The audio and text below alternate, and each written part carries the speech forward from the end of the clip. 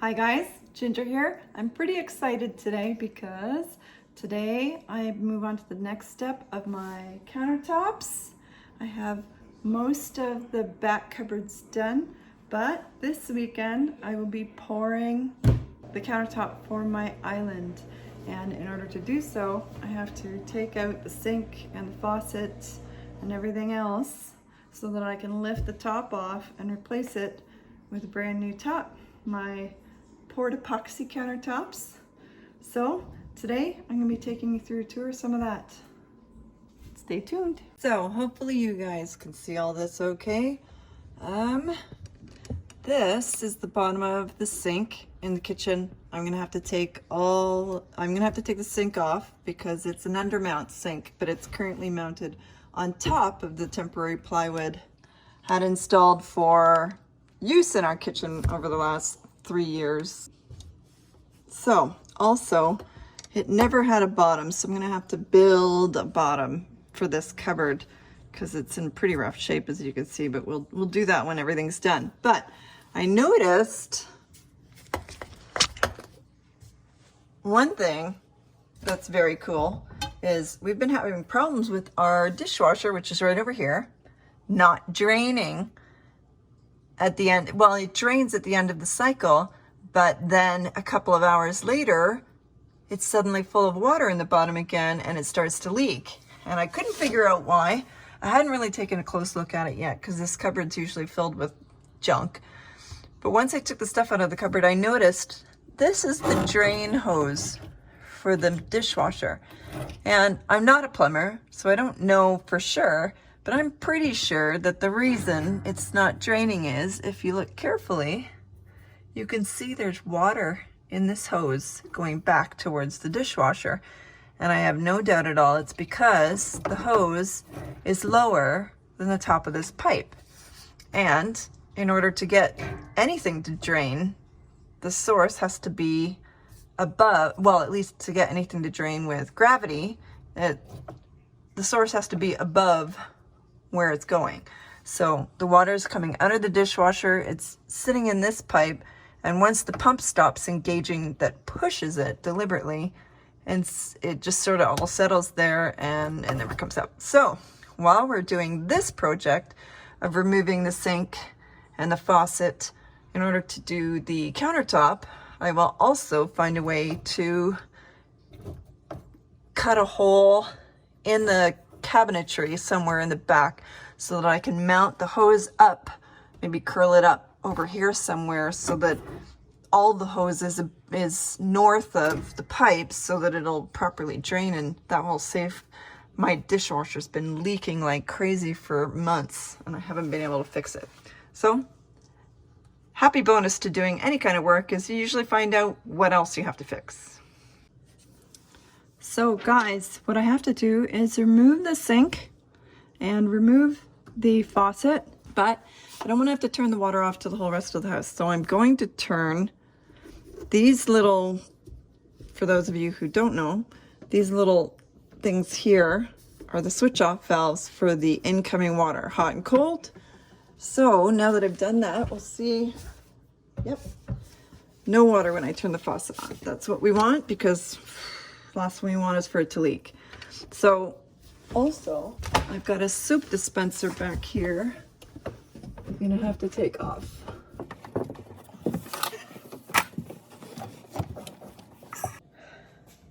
Okay, so I ran into my first problem. Always problems. So my soap dispenser it's in the counter, was held on. Oops. Was held on by this nut underneath the counter so the countertop was jammed up in between here. Problem was, I can't for the life of me find my vice grips and I couldn't get a wrench in there. It was too tight in behind the sink. So, but it was too tight for me to turn this with my bare hands. So we had to improvise. Here is where you gotta work your noodle just a little. So it's mounted under the countertop like this, I had just enough space to wedge this flat piece of MDF, scrap MDF, so that it would be against this flat side of this silly little plastic nut. And I had my husband turn the top of this to loosen it. And it freaking worked.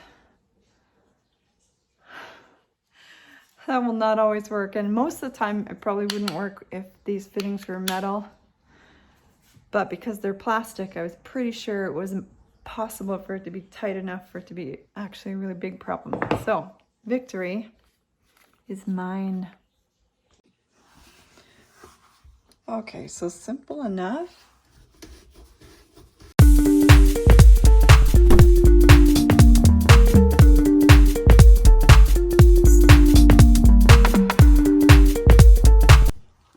In the pipe here, you can see, for those of you who are not familiar with plumbing, there's this white tape here.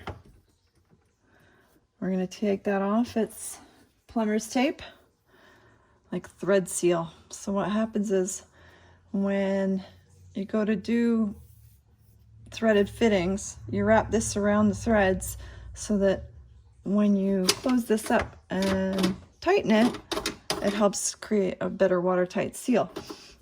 But once you take it off like that, you can see it's in crappy condition. So we're gonna have to put new stuff, which is fine because I always have some of this handy. And there's like this brown crumbly stuff, if you can see it. That'll be plumber's putty. It's kind of like Play-Doh. I have some of that too. It does the same thing. So, all right, set that aside for later. We're gonna have to put it back. Ooh.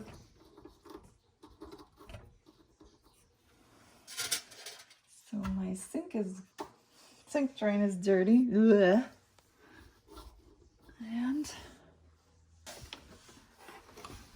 now for the faucet fittings.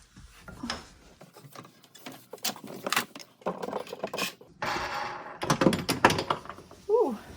I'm going to try not to drop that. There's a hole in the floor here that goes into the unexcavated part of the basement. And when I took off the soap dispenser, I dropped the washer straight into that hole. So I'm going to try really hard not to do that with any more of these pieces. I am going to be a very sad ginger.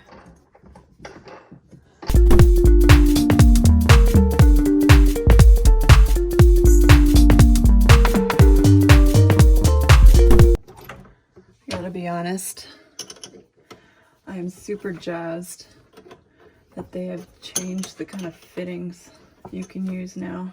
There was a time when all these pipes were soldered, and to make changes like this you needed to cut pipes and then resolder pipes, and now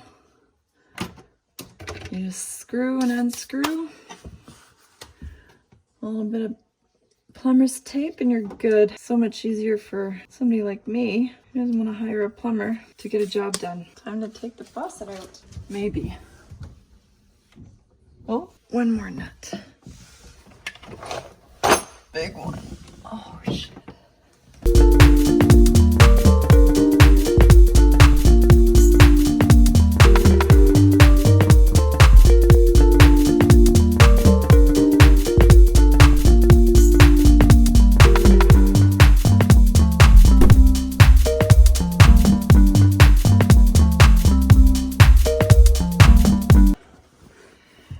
Should have mentioned you're going to want to have a towel handy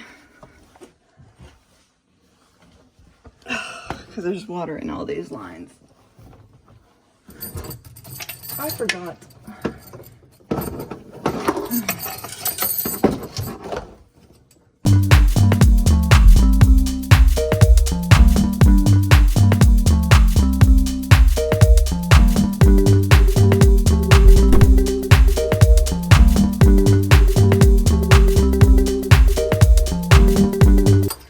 So there's this, it's a weight on the line to help keep the hose weighted down And I forgot, I'm gonna have to take it off.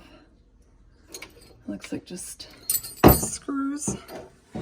So we're gonna have to do that. I always make sure to have a Tupperware container handy. Put all my little bits in because these are so easy to lose. Okay. There we go. Hold on. Okay. So now that we've got the parts all the faucet comes out just like that. We're ready to take the sink out. Let's see. Oh, just like that. Now we're ready to go. Brilliant. So the sink and faucet are out. Next thing I'm gonna do is remove the plywood and get the new MDF cut for the sink hole and for the faucet holes. So that's gonna be the next video, next installment. So wish me luck, stay tuned, take care.